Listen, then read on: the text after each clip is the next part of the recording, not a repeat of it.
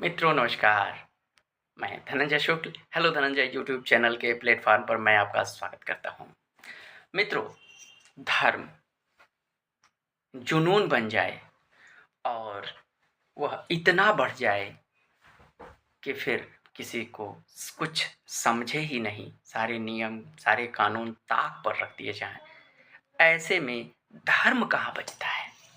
धर्म भी तो नहीं बचता।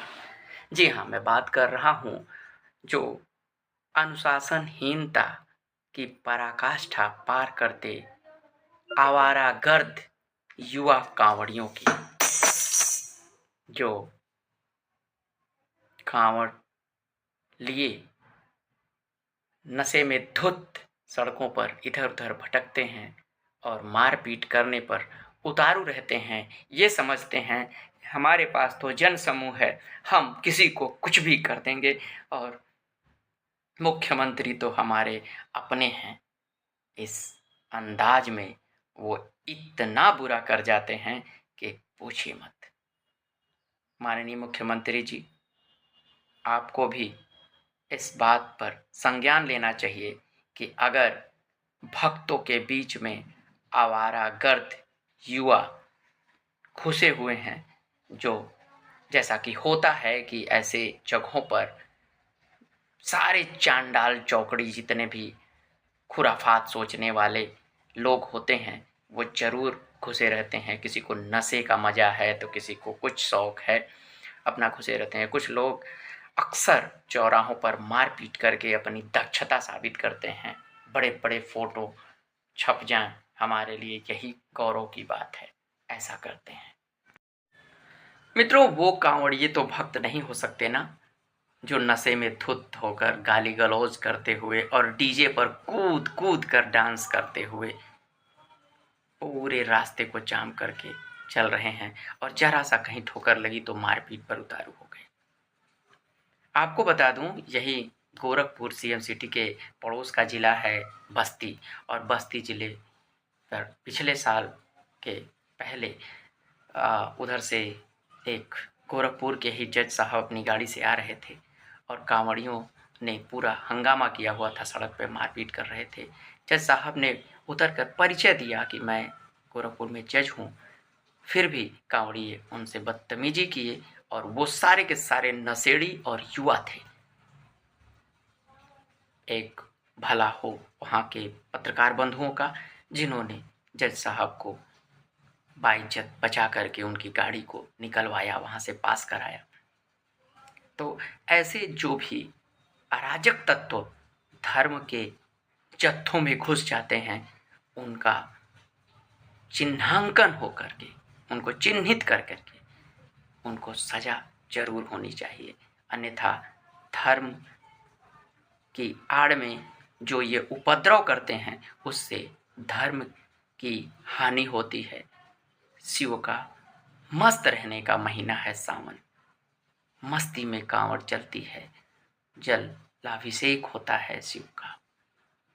हम सब शिवोहम हो जाएं, यही इस मास का संदेश है। और यहाँ तो बस मौका चाहिए उपद्रव का। योगी आदित्यनाथ जी शिवनाथ परंपरा से आते हैं, इसलिए उनका झुकाव कांवड़ियों की तरफ, शिव भक्तों की तरफ ज़्यादा होता है। वो उनका स्वागत करते हैं, फूल माला से स्वागत होता है। लेकिन रास्ते में अराजक तत्व घुसे हुए हैं, उनके आवारागर्दी को क्या क्षमा किया जा सकता है? बिल्कुल नहीं। वोट और राजनीति अपनी जगह है, लेकिन जिम्मेदारियां शासन प्रशासन की अपनी जगह है। और ऐसे में अगर भक्ति में आवारागर्द लोग छद्म वेश धारण करके घुस के और भक्ति को बदनाम करने की कोशिश करते हैं, तो उनको भी चिन्हित करके सजा होनी चाहिए।